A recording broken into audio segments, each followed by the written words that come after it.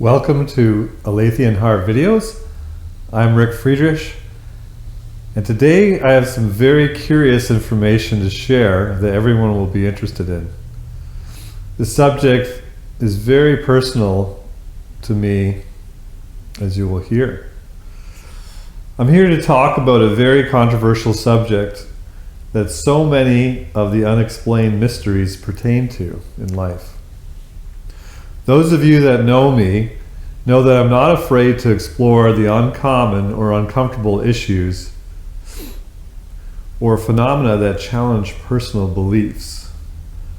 It is important to always be open to all truth, come what may. Fear has to do with the unknown. Remember that. All fear has to do with the unknown.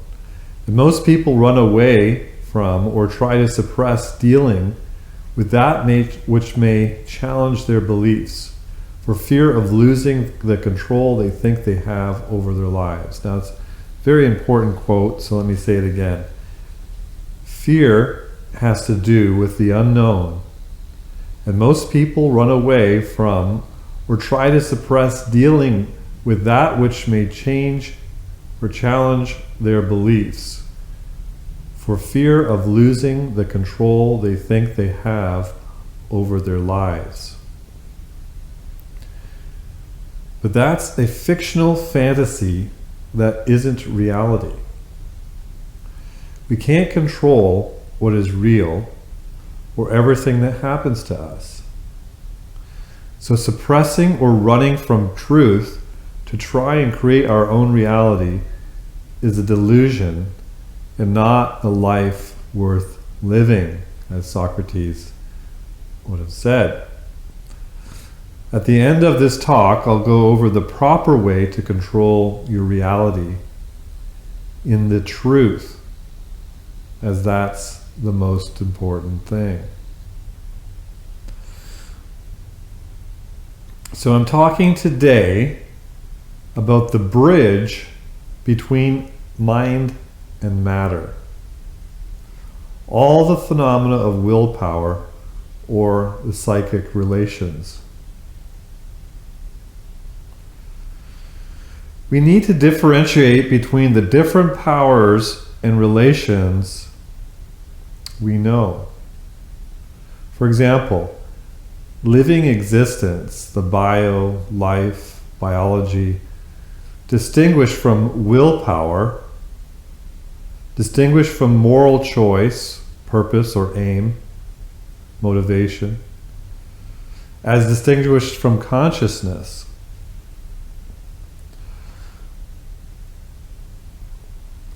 As distinguished from your consciousness of these powers and relations. So these are related ideas that are different and not to be confused. Further, I want to say that this is going to be the focus of this video, as always, to make clear, careful distinctions to avoid the fallacies that people constantly make by not doing that, to be very precisely scientific. Further, we want to consider the bridging itself between mind and matter, and not so much the control of that, the willing itself. So there's so many things that could be talked about if we make these discussions or talks inclusive of all the different aspects of things. What we want to do is focus right now on the bridge itself between mind and matter, and not all the related ideas that go with it. We will be covering some related ideas, but we're limited. This could be a 3-hour video again. When we experience unexplainable happenings, it is most likely because this power has been hindered or manipulated or unusually developed under specific conditions.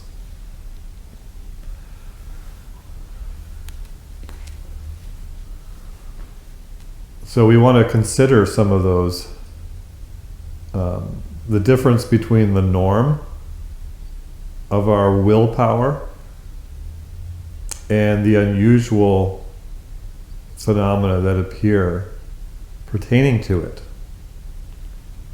So some have called this the Dilek Force. I don't really care to use that term because it has to do with the false god of Odin, is where it came from. And we'll talk about that in a bit.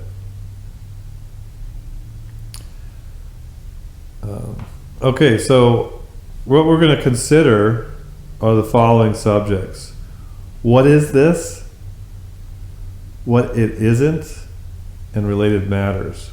Some related matters. The relevant history, people, impact of practice, belief in or against it. Again, it's this willpower force, and it's the bridge between mind and matter. Very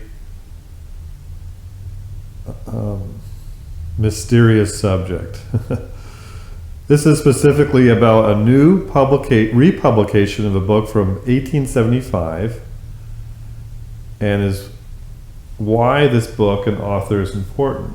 It's Asa Mahan again, and I publish all of his works. Well, I'm working on republishing all of his works because they're vastly important. And I'll talk about that when we get to that point. I'll focus on various experiences of my own in relation to this, including that as a student of Aikido and Hapkido, actually. This is a very big subject as it deals with the nature of life and the relationship between mind and matter. So why did I get on this subject and decide to make this video? Wasn't planning on it. Don't really have the time for it. And so some of this is a little less organized, well, it's less organized than I wanted to, but why did I bring this up right now? So less than 2 weeks ago, a customer of mine, a good customer, made a YouTube comment regarding the late Robert Becker. This is one of his books from 30 years ago. Of the body electric fame. That's one of the first books that he wrote. Who is a pioneer researcher and leading expert in the field of biological electricity and regeneration. I initially responded positively to the comment, which was a link to his book that you could buy on Amazon, which is actually, you can find the PDF online. And I later rewrote it as a rather opposing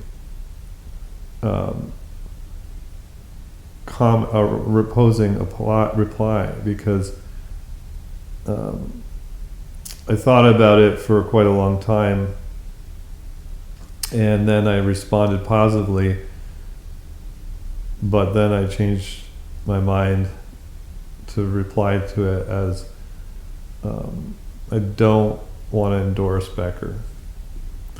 Anyway, while I agree with some of the aims of Becker, such as attempting to avoid and shield against electromagnetic radiation and the promotion of healthy cellular regeneration, I take issue with his rejection of vitalistic beliefs, and more importantly, to his very poor research that misrepresents many facts in history.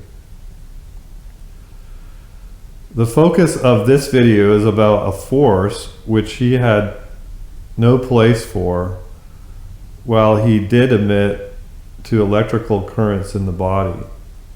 So it's a very related subject matter, and it has also to do with my research in free energy to some degree. And that's not something we can really get into in this video, but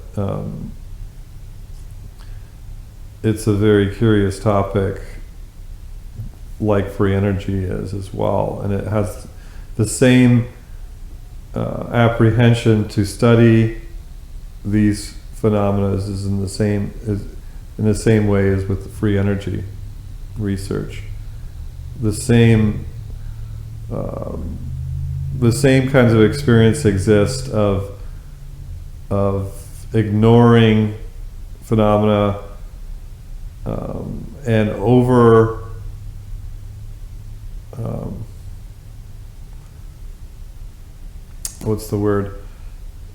creating a oversimplistic view of reality. In other words, wanting to reduce everything to simple categories when there is more categories than you're admitting. And so what we need to do, like I said initially in this video, is embrace all of reality and always be willing to reevaluate our categories and our science, essentially. And so this author, Becker, purports to do that, and he's passed away. He spent a great deal of time researching these matters, considered a pioneer and a leading expert, but yet my problem is that he did very poor research, in essence. I mean, he did a lot of research, granted, but his covering of the history of science pertaining to these subject matters was inaccurate, and not just in a few places, but quite a bit. And it's very frustrating as somebody who's vastly interested in the history of science and in these subject matters to read this. It's very painful for me to read this.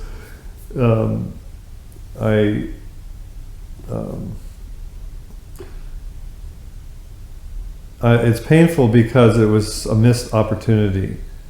It was a great opportunity to address these issues and bring them to the forefront of great minds in our world today, in which he lost that opportunity. He ruined it. So had to get that off my chest. So that's part of the reason for doing this video, was to mention this, respond to my friend on YouTube.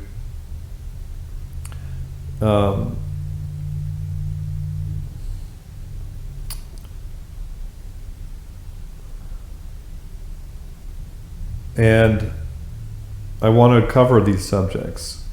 I've mentioned that I'll be writing 2 massive volumes over the next 2 years, and the research I do in the second year is going to be about our physical existence and the first principles and grounding research and all these related ideas. And this subject matter is very important to that research.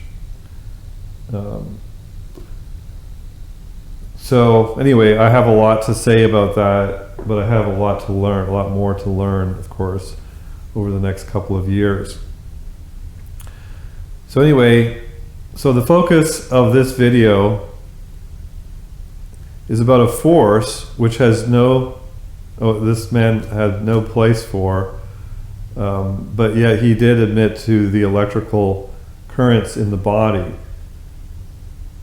And so that does relate to the subject matter today of the psychic forces in relation to our mind over our body, and some of the phenomena that existed. For example, we're dealing with people who called themselves mediums, and one of the main objectives in this video is to show that there is no such thing as communication with departed spirits, and that's going to be the book, The Phenomena of Spiritualism, that I will be republishing by Mahan from 1875.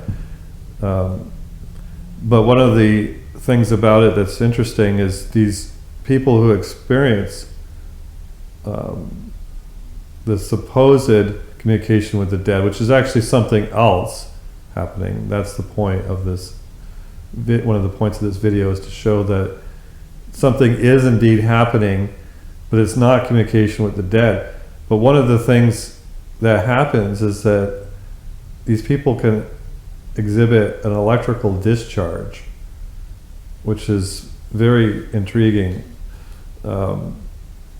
People who are experiencing these unusual phenomena that we'll explore today experience it. So whereas somebody like Becker will say, well, this electrical is actually electricity in the body, and that really these phenomena really are an electrical phenomena.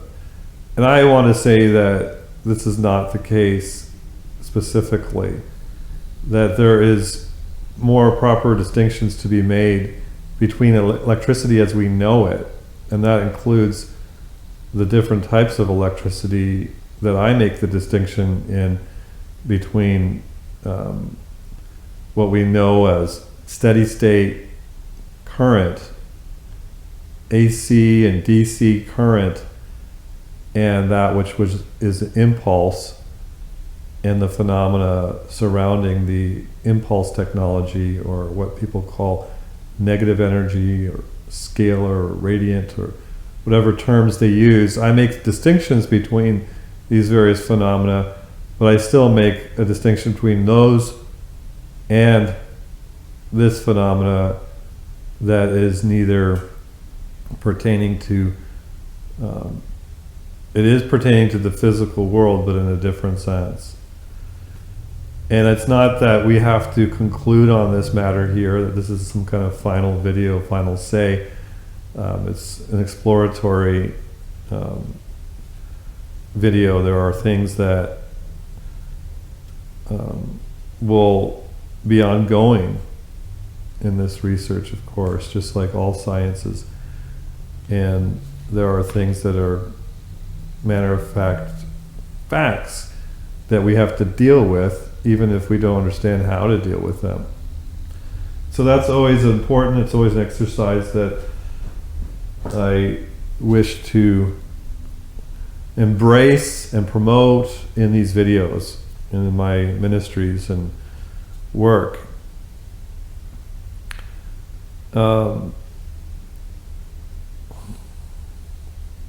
So while Becker, well, it's not my interest to explore any of that subject in this video, but I mention this because I do take seriously the comments on this YouTube channel from such friends that send valuable links. I think that I appreciate the link, and there is much truth in the book.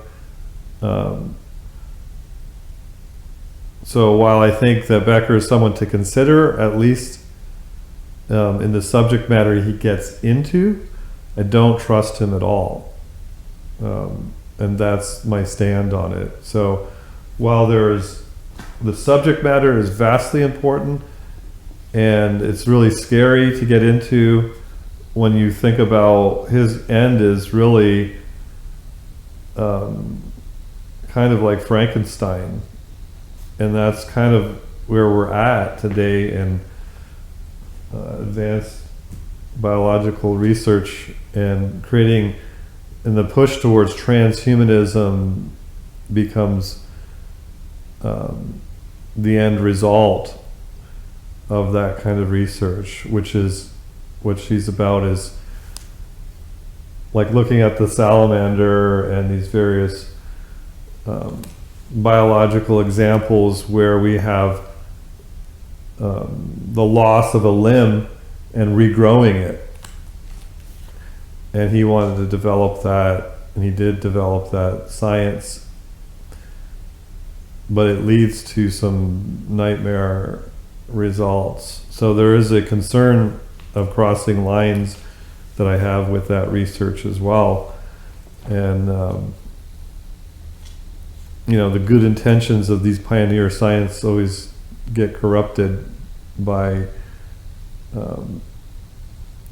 evil interests who use it for bad purposes. So where do we begin?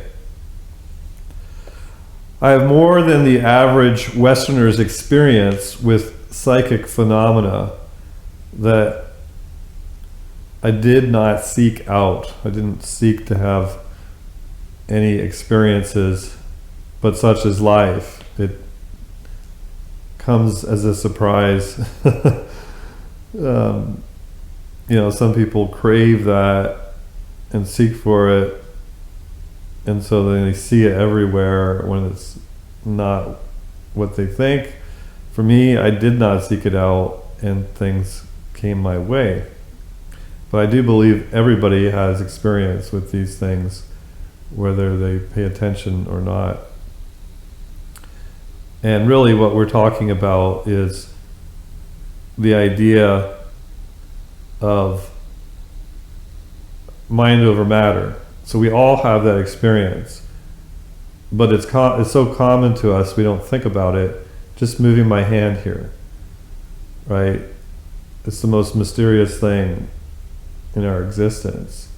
It's the most incredible thing that I can move this physical object, these cells, and with my nerves and what have you, moving my fingers, talking. The question is, can I move this book as an extension of that? Can I read somebody else's mind as an extension of that? Telepathy and telekinesis, or the reverse order. And that's what we want to get into here, that like phenomena.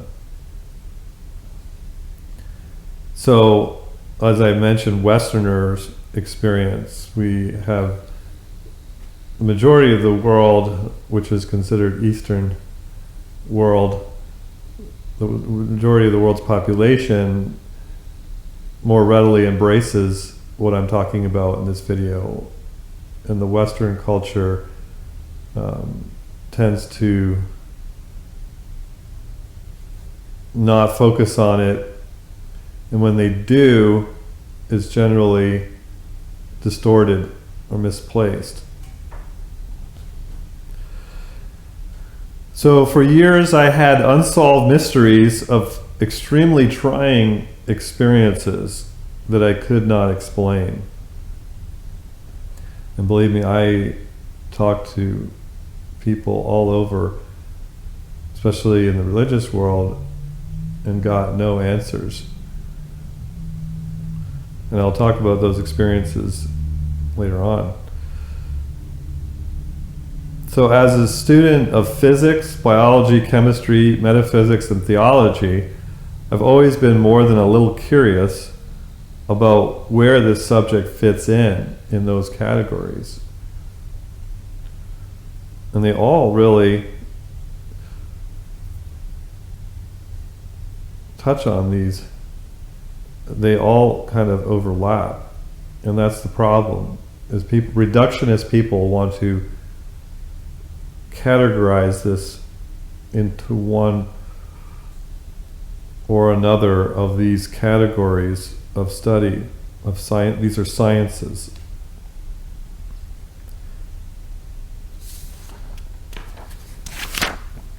I mean that we all tend to be reductionistic, where we want to put everything we know and experience into comfortable places.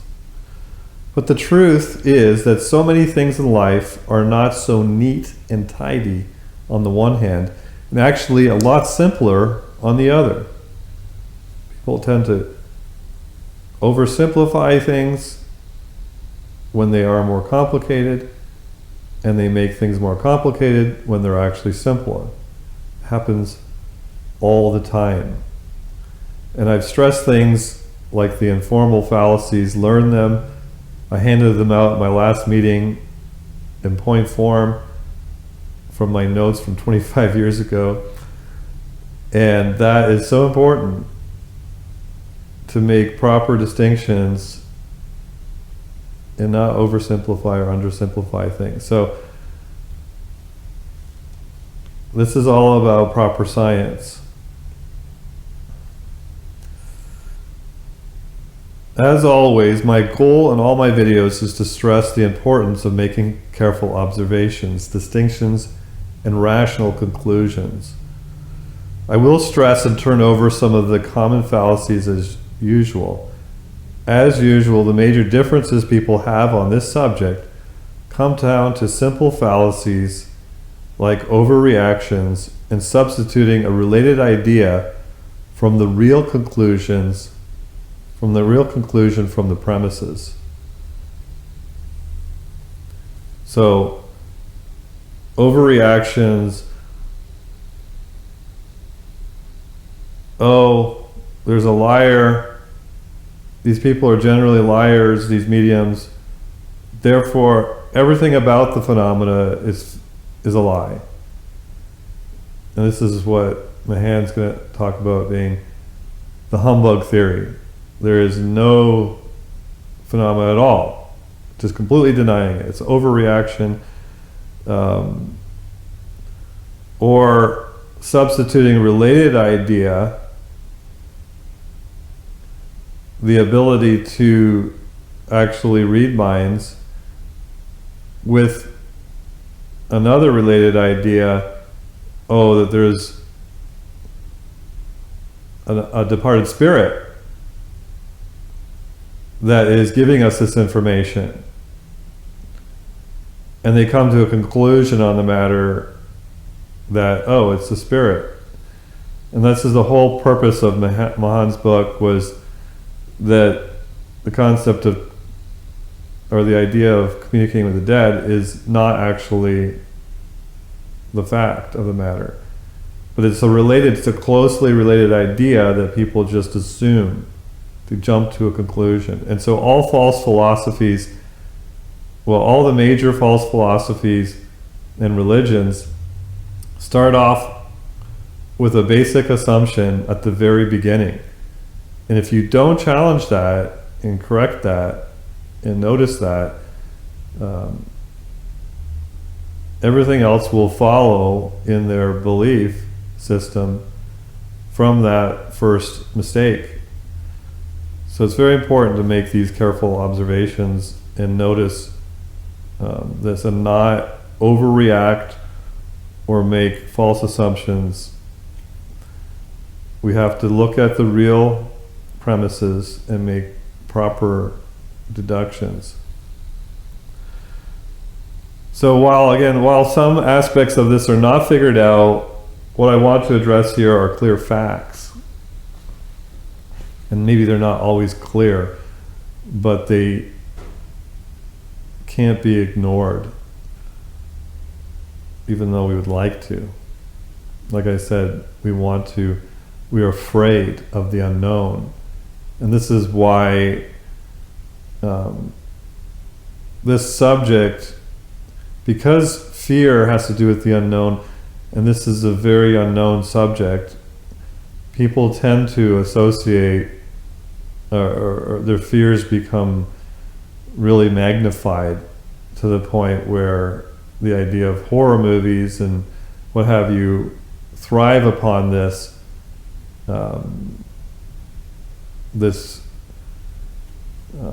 fear. And so what happens is you have associated things that people imagine. They actually think they see things too. And sometimes, they do see things, but the question is, why do they see it? Is it something that is a real thing, or it is something that is part of their imagination? And it's complicated to get into, so along those lines, but I will address that at some point here. So to jump right into this, in making this subject clear before we get into definitions and details, I'll mention a popular TV show that focused on this subject. And I was thinking before I started this morning this, obviously the Star Wars Force is the major theme of that whole franchise, is this subject matter of mind over matter and controlling people's bodies and telekinesis and all these kinds of subjects. And I'm not going to get into that because I didn't write it down. So, but I'll mention another TV show called The Mentalist, which is more to the subject matter that I want to get into. Well, at least on the mental side of things. And it starts off with, in the episodes, with the following definition. Mentalist, it's a noun, right? Someone who uses mental acuity, hypnosis, or suggestion. Somebody who can be a manipulator of people. And the key is that they use various tools at their disposal. And it's not all one or the other, which is what people want to categorize it. So let me explain. So the main character, the mentalist, is a formal spiritualist, which is one who claims to make contact with the dead. And you see these televised shows where people are asking, can you contact such and such person in my life who is dead, who has passed on? And the skeptics will assume that there's a prior relationship to these people, they've rehearsed this, it's fake, or somehow, which is what happens a lot of times, no doubt. Or you have the situation where somebody has this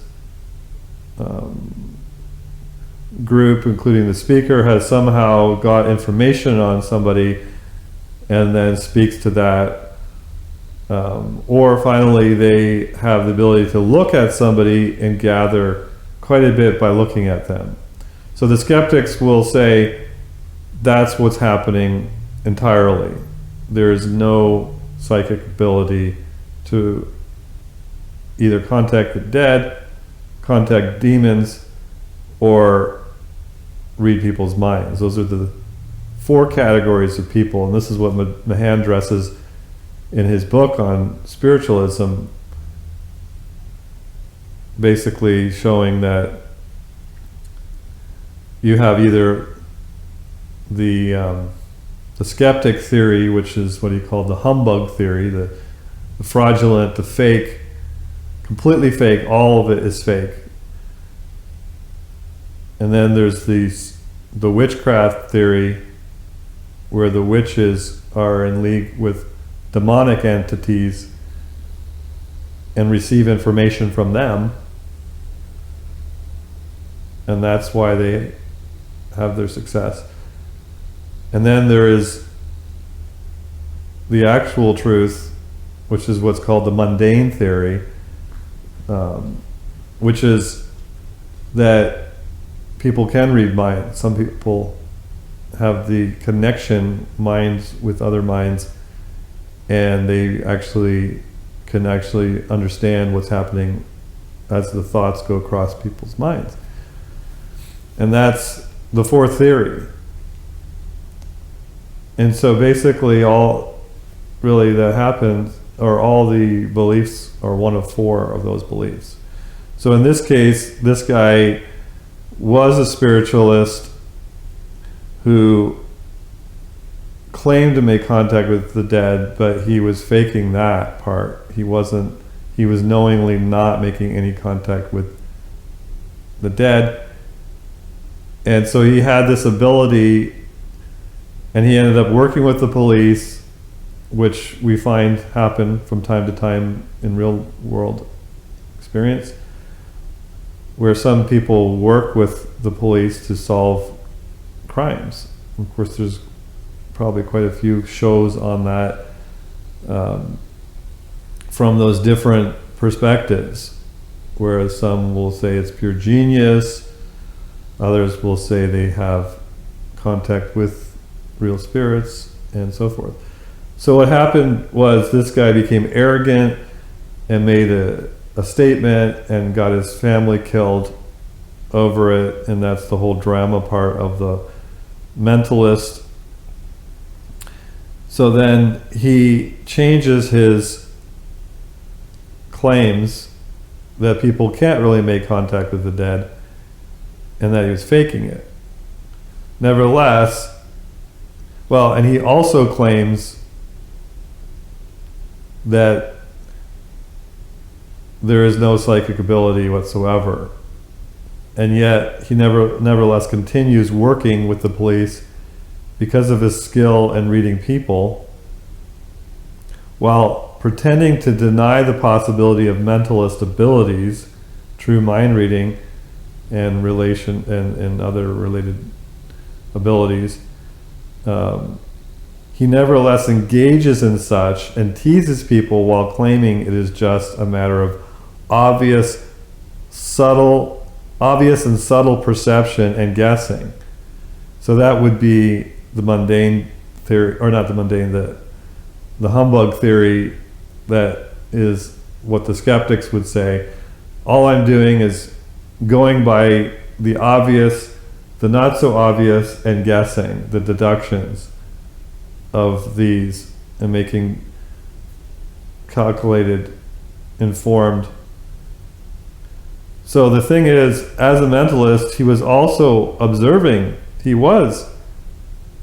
While he was using mentalist abilities, he was also observing the obvious, subtle details and their implications and guessing. So he was doing two things, right? He wasn't just relying on the one as his total basis. And this is what you would find with mediums and other people like this, that they are very perceptive of personal details, but there's only so much that you can get from people, and there's only so much guessing that you can have with people.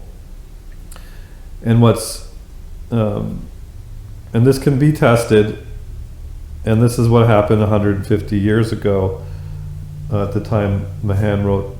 His first book was in 1855 on the subject, and his last book on the subject was 20 years later, 1875, which is the one I'll be publishing both of them eventually, but that's the one I'm working on right now. And that was a very important thing, subject that was engrossing the Western world at the time. And so all these leading scientists and philosophers investigated these things and came to conclusions of the fourth mundane theory, that it was not the humbug theory, wasn't true. And that's where a lot of them started off as, assuming that this was just fake, because there were so many fakes. But as they got into it, they realized they couldn't deny, even from their own experience, this phenomena. And so they, like scientists, thought to find the science behind it, and that's what this is all about.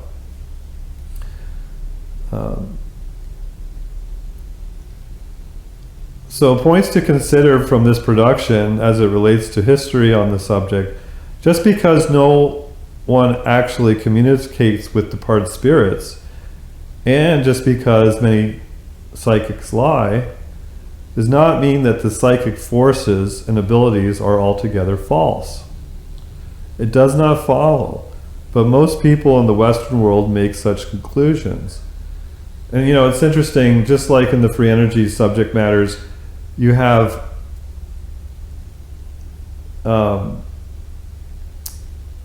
sort of on the college level, the lower levels of the sciences, you have the, oversimplification of matters, making tidy, neat packages of things, of categories, and the ignoring of fringe phenomena. You have in the advanced technical world, you have free energy processes and nonlinear reactive processes that are commonplace to those who work in that field. But this is not known at the college level, the lower levels of the sciences. So in the same way, with this subject matter, you have basic psychology and it has certain things that are admitted to be possible, and then you have these fringe, or you could call them more advanced levels. In this case, probably more considered a fringe thing. And you have hypnosis, and you have these different kinds of practices, and usually people in the Western world will consider that more Eastern belief and practice. But you still have these same kind of categories, or these same kind of levels, and it's uncomfortable for somebody who wants a nice, tidy belief system and wants to, like I said, be reductionistic and oversimplistic. They respond very negatively towards that possibility. So they just kind of make blanket statements. And you can see this throughout history, where people were challenged by something that they thought was part of their, that was challenging their faith. And so they responded very aggressively, towards challenging that. So let's look now at what Wikipedia says about the Dilek Force and related ideas and people. This is one reason why I won't use that word in the title. I was planning to actually use that in the title, and then I decided, I'm not going to use that. So the Odic Force, or Od, Odil, Ond, Odis, Odilic, Odems, whatever, is the name given in the mid-19th century to the hypothetical vital energy life force by Baron Karl von Reichenbach. Von Reichenbach coined the name from that of the Norse god Odin in 1845. The study of Odic force is called odology.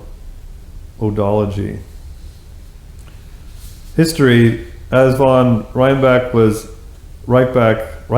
sorry, I should say that right, was investigating the manner in which the human nervous system could be affected by various substances, he conceived of the existence of a new force allied to electricity.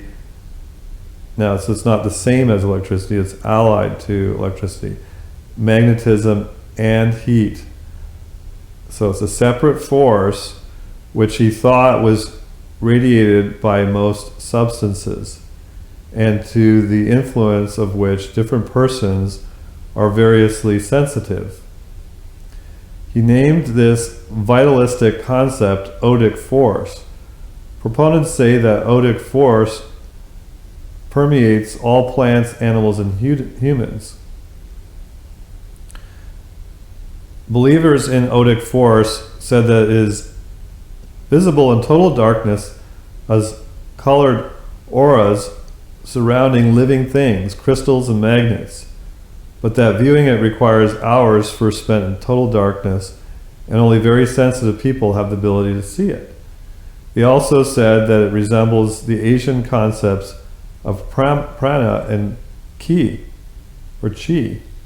However, they regarded the Odic forces as not associated with breath, like India's prana and the chi of Chinese martial arts, but rather mainly with biological electromagnetic fields, which is really what he was getting into.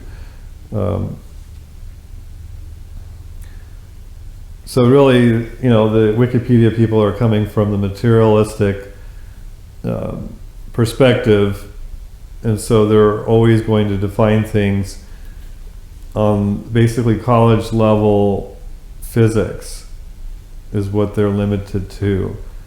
So they're always going to speak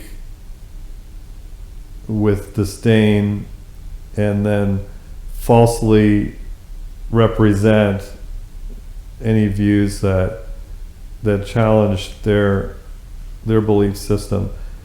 And so we can even see that in some of the wording here. Just wanted to point that out while we're reading this. So von Reichenbach did not tie Odic force into other vitalistic theories. Baron von Reichenbach expounded the concept of Odic force in detail in a book-length article, Researches on Magnetism, Electricity, Heat, and Light in the Relations to Vital Forces, which appeared in a special issue of a respected scientific journal, so forth. He said that the Odic force had a positive and negative flux, and that a light and dark side. Individuals could forcibly emanate it, particularly from the hands, mouth, and forehead. And 3, the Odic force had many possible applications. So while he had a lot of truth, he mixed in some error here and there too, like we all can do very easily. The Odic force was conjectured to explain the phenomena of hypnotism. In Britain, impetus was given to this view of the subject following the translation of Reichenbach's researches by Dr. Gregory, professor of chemistry at the University of Edinburgh. These later researchers tried to show many of the Odic phenomena to be of the same nature as those described previously by Franz Mesmer, even long before Mesmer by Swedenborg. So we'll talk about Mesmer in a minute. The French parapsychologists were influenced by the concept of the Odic forces, blah, blah, blah. He hoped to develop scientific proof for a universal life force. However, his experiments relied on perceptions reported by individuals who claimed to be sensitive, as he himself could not observe any of the reported phenomena. The sensitives had to work in total or not near total darkness to be able to observe the phenomena. Reichenbach stated that through experimentation, possibly 1/3 of the population could view the phenomena, but far less otherwise. Now, so I wanted to say just briefly, as I mentioned at the beginning, there's a distinctions need to be made between a life force and the ability to will with the mind over matter. So those are two different things. And the connection between mind over matter. So there's a difference between willing it and it happening without your will. So looking at the phenomena itself, I want to distinguish in this video over the willing it to happen or life itself, the life force itself. Those are all different, 4 different things there to distinguish.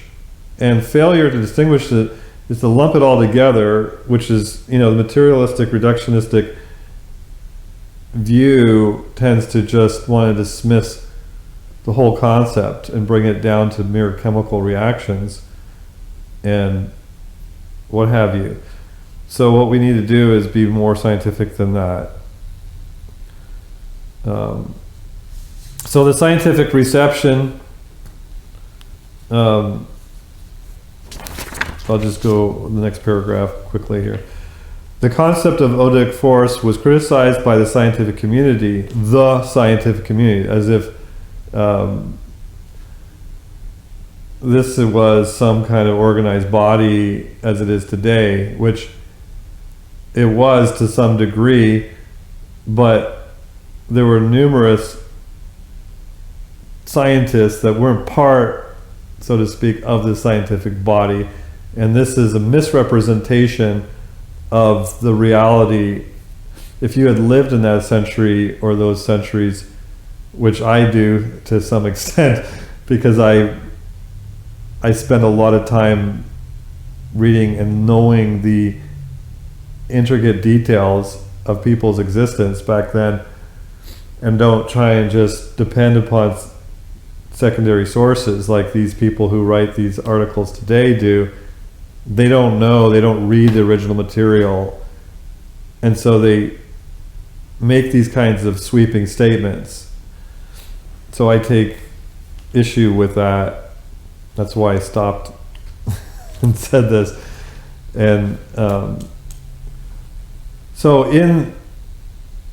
there was no reliable or repeatable data for its existence. Now this is a very deceitful statement. Ignorant, I don't even think it's an ignorant statement, it's purposely deceitful.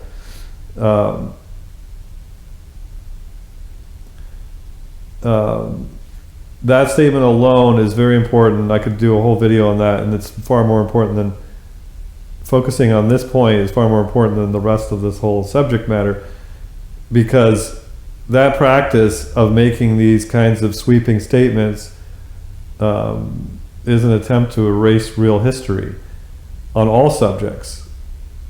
And there's more important subjects than this, which they do the same thing with. Oh, well, just there was no experience. Well, Mahan's book on the subject is filled with anecdotal evidence by the highest reputable authorities of people. Numerous people have experienced this phenomena, and where they could not deny it. Leading qualified minds who were skeptical became believers of this phenomena. And so to say that there was no reliable or replicable data for its existence is just ridiculous. So in the 19th century, it was described as quackery by critics and is regarded today as an example of pseudoscience. By who? Yeah, by some people, no doubt. But that's not, for example, the whole Eastern world believes in these things more or less. And are they all, pseudoscience and quackery? Yeah, a fringe group of elitist scientists today.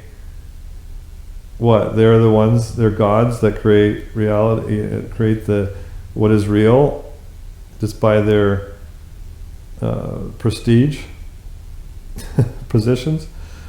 Anyway, science writer Martin Gardner in his book Fads and Fallacies in the Name of Science has noted that scientists were unable to duplicate Barron's experiments. Well, that's one thing, but to dismiss him outright and everything that he said, which is what these Wikipedia entries are about,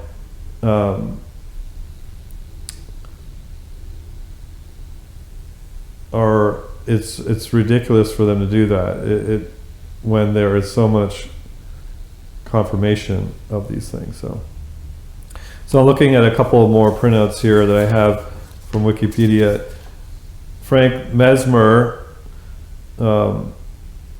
Franz Friedrich, happens to be my grandfather's name, another Friedrich here, Anton Mesmer, the 23rd of May, 1734, born March 5th, 1815, was a German doctor with an interest in astronomy. He theorized the existence of a natural energy transference occurring between all animated and inanimated objects. This he called animal magnetism, sometimes later referred to as mesmerism. In modern times, New Age spiritualists have revived a similar idea. Mesmer's theory attracted a wide following between about 1780 and 1850 and continued to have some influence until the end of the 19th century. That's a falsehood. Obviously, it's continuing to have some influence today, more than some. Anyway, in 1843, the Scottish doctor named James Braid proposed the term hypnosis, for a technique derived from animal magnetism. Today, the word mesmerism generally functions as synonym of hypnosis. There's a difference between the two, which I can't really get into in this video, but there's a difference between hypnotizing somebody in one sense and controlling them in a very elaborate sense, like you see on some movies, and where you have somebody who's completely mind controlled and doesn't realize what they're doing. So that is a form of extreme hypnosis, and it's not my expertise to talk about that, but that's part of the subject matter today. So I don't need to go into more. You can read the article, and there's always links to select articles at the bottom that you can look up on the subject. But obviously we all are familiar with being mesmerized and that terminology, but there is an actual person by that name that came up with, and that's the thing too, it's not the way these articles come out with, they don't really give credit to pre-existing beliefs. These are stuff that you find in the Eastern and Western world going back thousands of years. And so just because it wasn't put into the language that we have today